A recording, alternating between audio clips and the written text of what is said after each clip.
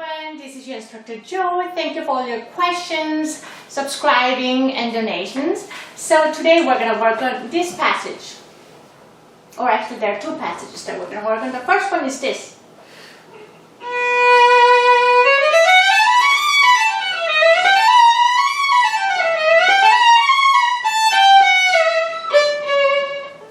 Second passage would be this one.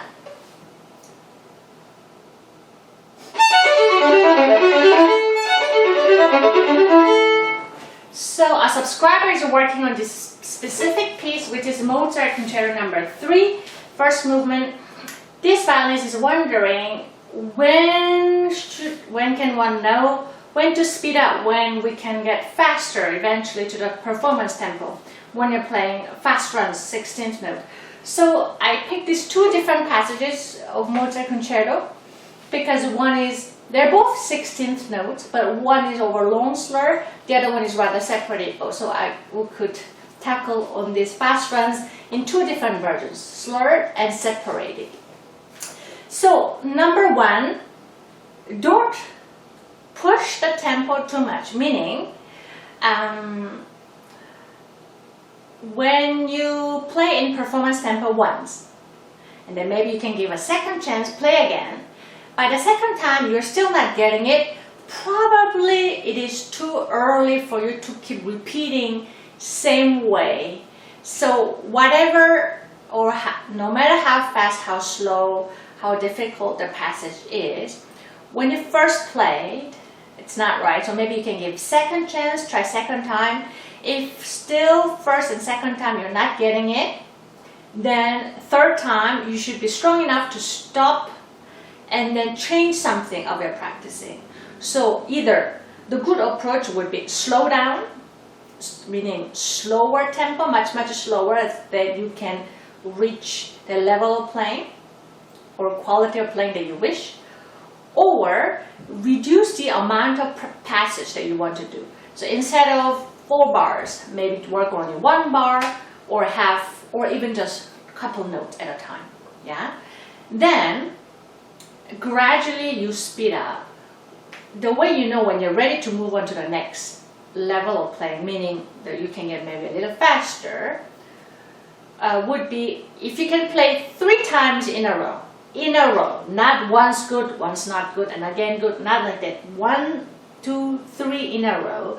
If you can play pretty satisfactory, I know perfection is very hard to achieve, but if you can say, okay, 90%, 95% I'm good, then it's ready to move on to the next practicing level, meaning a little faster.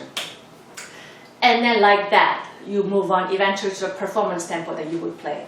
So let me show you a little how to practice. Here we have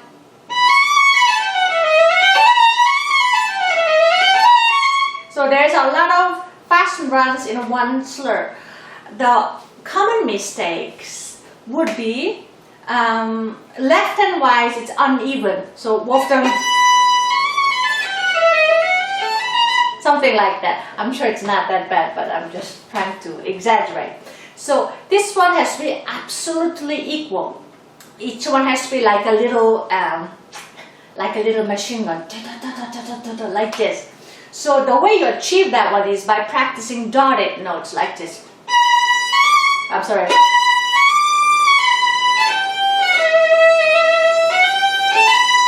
Here, it's very important that you vibrate the longer notes. Short note as short as possible, longer notes vibrating to allow yourself to relax. The point of this one is instead of playing every single note fast, you're teaching your left hand to be fast every second note, and then you get every second note to get relaxed. So it helps your left hand to gain control again. And then if you're done long short version, then you do short long version like this.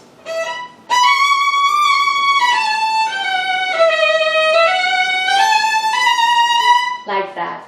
Then if you're done that enough times, then see if you can do, instead of every second note, every 4th note slower, meaning that the other 3 should be faster, meaning long, short, short, short, long, short, short, short. like this.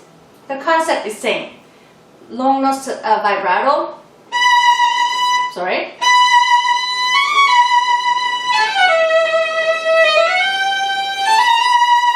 Once you're done enough times, again, you should be able to do 3 times in a row, flawless. Then the second step would be, so you're making the second note of the group of 4 longer, the other fast.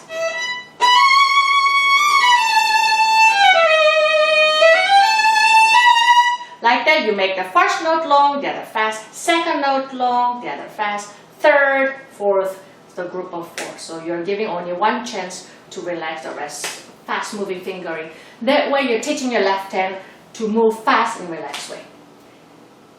Once you feel like you're comfortable, you feel like you were able to play each steps 3 times in a row, somewhat okay, and therefore we're able to move on. Then see if you can still play under tempo, a little slower as it's written.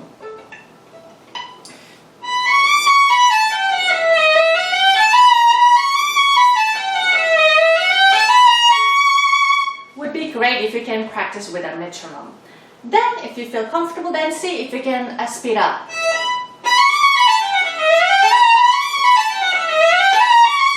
Yeah. Then you can gradually add it a little more. So maybe a little before this part, you will add. Just a little transition. Don't try to play too much. And then you can do the other way, the end of the next transition, which is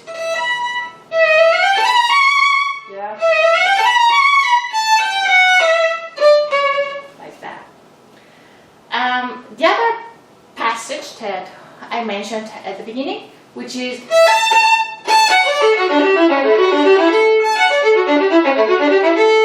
here, often we tend to rush because when we have a lot of notes, especially when you go off the string, make sure you don't rush here. So practicing with a metronome would be really, really important here. It is hard for this kind of passage to make it sound nice, so I suggest you practice open string. Sorry.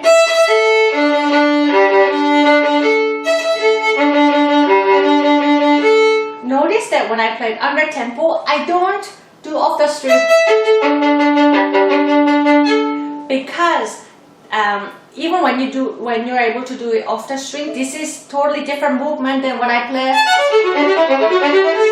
If I practice slowly, that's a 2 different strokes, so it doesn't really work. But rather be on the string because we're doing a little off the string in performance. It's much closer movement to the legato than the spiccato, which is off string. So on the string, I'm sorry. Very important here to keep certain part of the bow so that later you can, when you play in performance tempo, you can speed up the way you meant it. Yeah, like that. So, of course, you have to clean up with the intonation by slurring.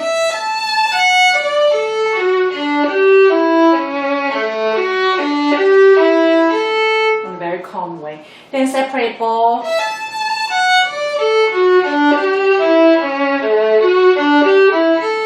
Then on your open string. Then slow down if necessary. You can apply the left hand. So I wasn't happy with my G sound, so then you can just pinpoint that one. Then.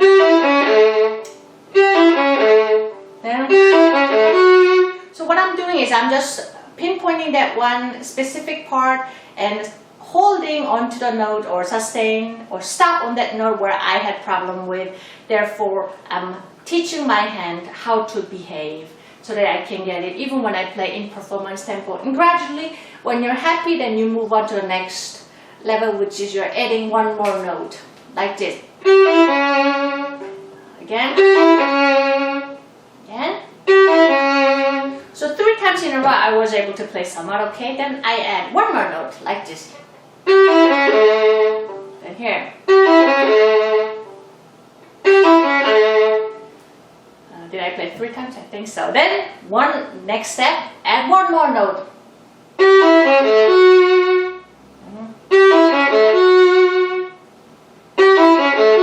Like that. So if you can play 3 times in a row satisfactory, then move on to the next one. So biggest mistake when playing fast passages or any other pieces is that we tend to repeat over, even when it's not good. We think, okay, second time let's try again. It wasn't quite good. Okay, let's see if this time works. And we tend to keep doing the same mistakes over and over. The danger with that is whatever practicing you're putting in your hand, in your muscle remembers with a quantity of the work that you put. Our brain, when you understood the logic, when you found the solution, no matter how long you had this wrong idea, but the moment you understood or found the solution, you can change it instantly. However, the muscle is not like that. So let's say you play with your hand 5 times wrong and once correctly. Then what your muscle will remember is a wrong playing. So in order to correct 5 times wrong play, you should be able to play at least twice, better 3 times more correctly to undo the wrong play. Therefore, your muscle, the majority of the memory of your muscle will be the correct playing. Yeah. So be very strong. You should be able to stop after second trial when it's not working, and you have to change something you're practicing, either slowing down or shortening the passages that you do. I hope this video was helpful. Thank you for watching. Hope to see you again. Bye bye.